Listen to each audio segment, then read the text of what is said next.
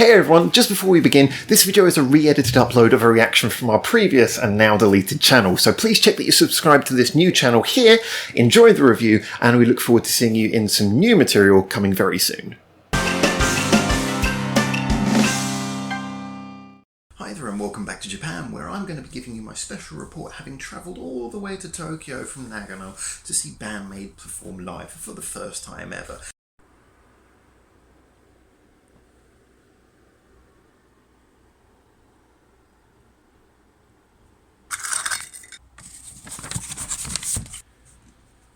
So, I travelled all the way to Tokyo, like I say, to see BAND-MAID performing live in Shibuya. And yeah, it was a bit of an interesting atmosphere outside the concert because I arrived a little bit later actually. There's a lot of people queuing, they went in, and so I wasn't able to grab anyone outside to do a interview, something that I will come back to later in this video. I'm in the venue now, hiding in the corner where none of the security, who are everywhere, can see me, and I found one person who speaks English, and that one person who speaks English would not be interviewed.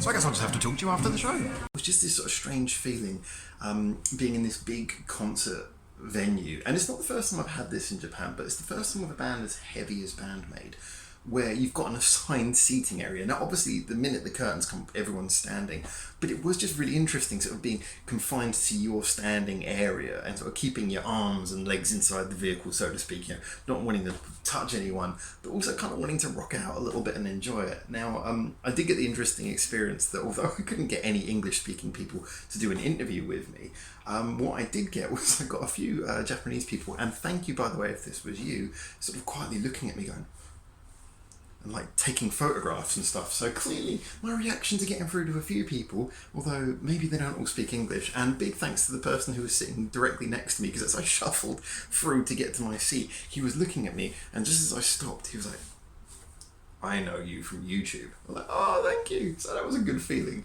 But yeah, everything sort of built up, and then the curtains come up exactly on time, the band is exactly on time, and they started with Page, which I thought was really great. I didn't know at the time, I'll be honest with you, I had no idea this was the first time they'd ever performed the song live, and tonally it was brilliant. Big credit as well to the venue Line Cube. Great sound, great lighting as well. It was really fantastically done. One of my few criticisms is that Miku's guitar was often a little bit too quiet, so a lot of the rhythm notes were missing from some of it, but the clarity that you needed on other things, like, you know, the lead had a lot of bite, the lead guitar, the vocals were really clear to hear, the drums really kicked through. So as a general, most of it sounded really balanced, and Page was a great way to show that at the beginning of the concert. It just sort of burst into gear, and then from there they were basically doing the playlist of Conqueror with their hits sort of peppered in amongst the songs, and that was a really nice way of doing it. It gave the concert some flow. It meant that it really sort of changed, and as it went along, you know, so many great songs in there. I think that probably Choose Me was the one that grabbed the audience the most, because the minute that started, everyone got up for it. But just the whole concert, the whole playlist felt fresh. Now, one of the things I really liked about it was the way that they managed to break up the show. Now, first of all, the show started with them just, like I say, going in, just rocking out, doing everything straight away. And then, as probably more loyal BAND-MAID fans will know, and probably would be saying to me before the show even started, "Hey, Howard, you should have been expecting this." Halfway through, they had something which was like Kobato time, Miku's time. Basically where Psyche disappeared for a much longer amount of time than I expected. I clocked it, I was keeping a little eye on some timings and things between, but I clocked it at like best part of half an hour she was gone from a 2-hour show. And in the middle you had like a couple of the solo pieces, you know, on set, obviously really grabbing people. You had some really fun little theatrical bits where Miku was playing around and being harassed by Akane and Misa, who they had like one of those, you know, the drum effect things where when you're playing drums you can play with normal acoustic drums, but you have the little pads, you press them and they play like a digitally recorded sound, and they'd mapped Miku's voice to that. So Miku was trying to talk to the audience, and then Akane and Misa in the background hitting these pads to make the, you know, computerized thing speak on Miku's behalf. So it was like Miku was arguing with Miku. So she would shout something, and then Akane and Misa would reply using her voice as mapped to the drum kit, and getting the audience to decide which one they were going to respond to. Were they going to respond to the real Miku or the fake Miku? It was really lovely the way they did that. And then they had Rockin' Me, which I should point out at this point, it really highlighted. I'd heard Miku's backing vocals throughout the concert were just were really good. I've seen her sort of doing live stuff obviously before on some of the video reactions we've done, and you hear the studio stuff, but her voice was really on point in this concert, and when it came to Rockin' Me, she nailed it. You know, none of the shortness of breath that there perhaps was in the live videos that I've reviewed of that previously. Her voice was fantastic. It was, you know, pitch perfect. It was powerful. She really carried, and like I say, the good audio and the good, you know, decent acoustics, but good audio in the venue really allowed me to hear that. So Miku was really on top of her game in this concert. And then there was more sort of spoken bits. So the little Kobato time in the middle of the concert was fantastic. Added, like, it really broke things up, because the initial sort of first 45 minutes was so heavy, like, go all the time. It was great, but there was no real sort of talk or banter between the songs, so it did start to feel a little bit like if there was going to be 2 hours of just this, there wouldn't be enough variation to really keep it feeling as fresh as it should. So that little bit in the middle was great. And then when they came back, Psyche came back on, that last section, they really went all out, and they sort of upped the visual elements. There was some great stuff they did with like a translucent curtain that was in front of them, and they were projecting things onto that curtain, lots of visual effects. And it was in that last section where we heard, as you probably can guess, Jaclyn Crys. And I want to talk about this because I am going to add something, because I've talked about this now in 3 videos. I think the Jaclyn Crys review from the album conclusion review, my review of the video that came out a few days ago. You guys know what I dislike about it, which is the production. I thought was great. Total credit to Tony Visconti, nothing against him, he did a fantastic job. But whoever did the final layer, for those who are not so technically minded when it comes to music, don't worry at all. I'm not going to sort of start getting all scientific on it, but you have the creative stuff is done, then there's a final layer which is done to kind of give music a certain sound that makes it audible on radio and, you know, sort of systems like, you know, headphones when you're in a crowded train and stuff like that. And that process was done so heavily handedly that it killed a lot of the life from the music. And so I was desperate to hear this song live, and hearing it live just brought I can see why they saw this as a single. Live, it was fantastic. It really was brilliant. It was one of the best songs of the night. And like I say, when I listen to the album, it's one of the ones I skip the most, because I just can't bring myself to hear it. It sounds almost painfully squashed and computerized and killed. So, you know, I think this brings more credit back to the girls for how they wrote the song, how they play that song. Eadie's absolutely brilliant. It's one of their simplest songs, but it just works. It's got impact, it's got a great chorus, and, you know, I just want to sort of add that as, you know, Jaclyn Crys is a fantastic song, and it really worked. And it really brought about one of those things which is kind of interesting, because you kind of have 3 layers, really, I think, to the life of the song. You have that layer where you have those really compressed songs where it's been overly affected, and, you know, like I was saying before, it doesn't have any life because someone's done too much squashing stuff on it in the studio. Then you have your normal songs that are really well done, and they have a life. You know, you can feel them through the headphones. And then you have that feeling of being at the show and seeing it live. Yes, I know it's never going to be the perfect performance, like you can do in a studio where you can have each instrument, let's do multiple takes. It's never going to be quite as well produced and everything, but it's the fact that when you're there, you can really feel the music. The music goes through you, the bass kicks through you, everything goes through you. And it's a very physical thing, and this is something that I really wanted to say, because I know a lot of people have talked to me before about the fact that I don't review the live videos, and a lot of the time I've said it's because partly because, you know, like I say, it's never going to be as good a performance. You're not going to get the whole idea of what they creatively were making as you would from the studio performance, but it's also because, for me, I spent so much time when I was working with music, either in the studio or at a live concert, that a live video seems to me not to get the best from either of those things. And I do accept, for a lot of people, if you don't get to see these bands, it is a great way to get that extra element. But to really get the most out of it, when you see these bands live, it's fantastic. Just the fact that it's such a physical thing. And, you know, for me, I found this band, I'd heard of them before, but I found this band through doing this channel. And we've just completed listening to every single BAND-MAID song. We've done a few live videos as well. We just checked out their new album, and then just going to this concert was the perfect timing. And I have to be honest, for me, it was kind of, it's quite an emotional experience. I'm not saying that, you're not bursting into tears or anything like that, but you feel like it's a really good feeling. It sort of wells up inside you. This is great. I'm here experiencing something. And even, like I say, standing in that little spot, I'm not able to really move, not really able to do anything except for rock out in my own space.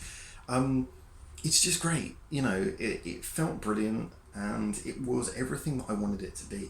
Yeah, I'm more than willing from a creative, from a creatively critical, I think more from a musically critical point of view, we can talk about the fact there were obviously things that weren't perfect. It was the first night that they performed a lot of the more mid-tempo songs, and it did show. I mean, as you guys know, I am a #NoBias massive Akane fan, and I would as a general say she can do no wrong, but she was the one who had the most mistakes. And yes, I do say mistakes. She snatched some notes really bad in a couple of the mid-tempo songs, got really sort of out of time with the rest of the band, quite noticeably. But she has herself admitted in interviews apparently that she struggled with those songs. And I'd be interested, a very good follower of this channel saw them tonight, which is the second night of the concert. Be really interested to know what he said to see if it was a similar sort of story tonight. But they put a valiant job into those songs, which weren't the sort of style that they've so much cemented their live persona on. And, for every little bit which maybe felt like it was not 100% perfect, there was the fact that they performed it with a lot of soul. There was a real sort of personality, there was a real energy to the way they played. I noticed that one of the comments that seems to have come up most from fans about the show was what they were wearing. They got like their new dresses or anything. I'm going to be honest with you, it was about 4 or 5 songs in before I'd even noticed. I wasn't like right up against the stage, but I wasn't like a million miles away. Just the whole impact of the music and the way it was being played and the energy they put into the musicianship, kind of like your eyes just shut off. You just take it in. Like I said, it's a very physical thing. It's as a concert should be, but I think when you're nailed to one spot and you can't move around, you're not like moshing or pushing, you are kind of more forced to take in the whole, like I said, the bass coming through the floor, the whole feeling of the sound. So in a way, that was actually something that maybe made it easier to appreciate the music. The atmosphere inside was brilliant. I mean, the fans were 100% into it. Everyone was really into it, and you could really get a good vibe from the whole thing.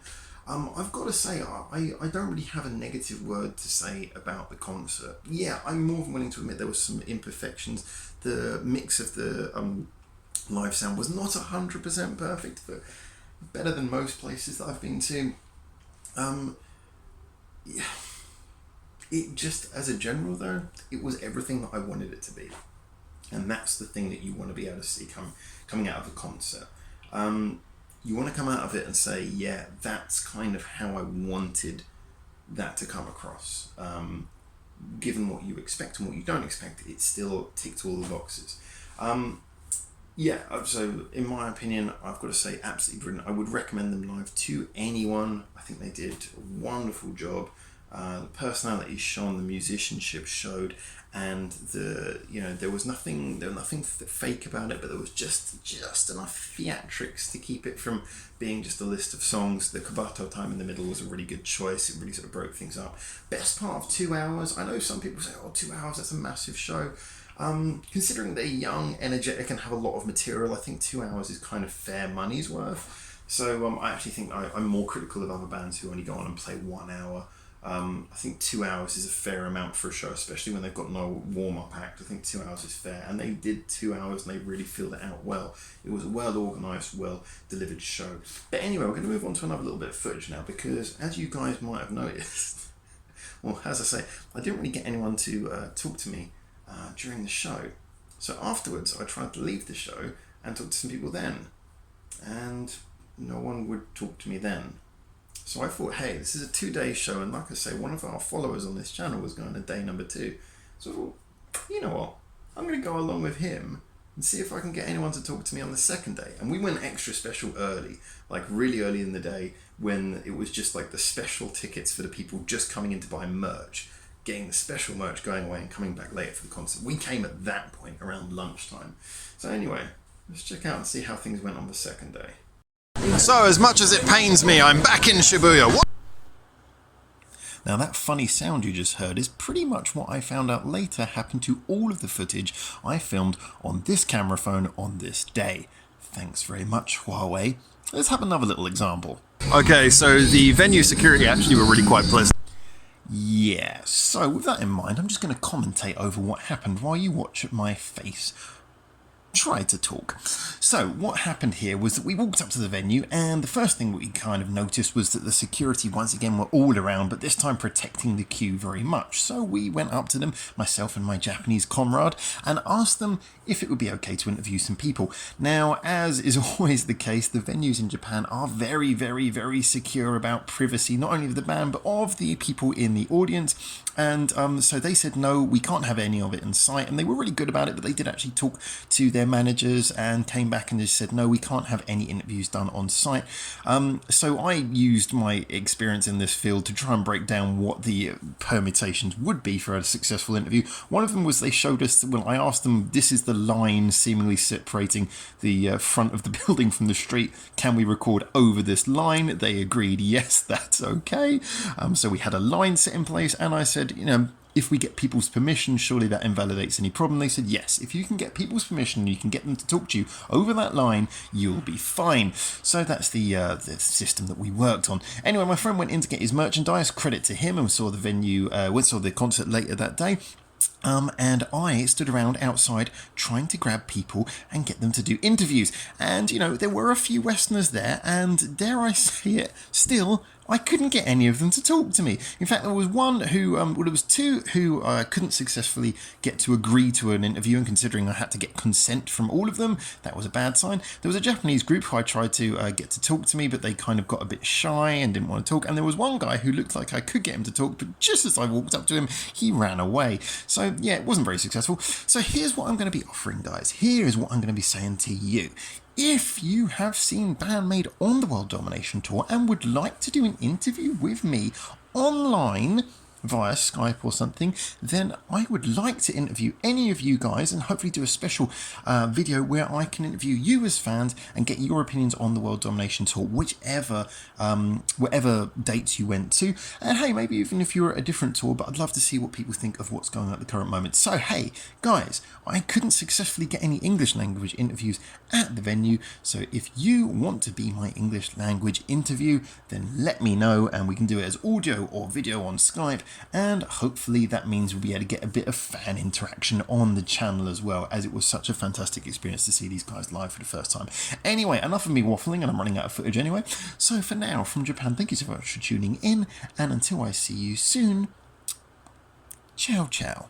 Thanks for watching. Feel free to check out more of our hundreds of videos we got online on this channel right now, or get involved in the discussion with us at the many social media links we've got in the description below, where you can suggest new videos and artists for us to check out on the channel.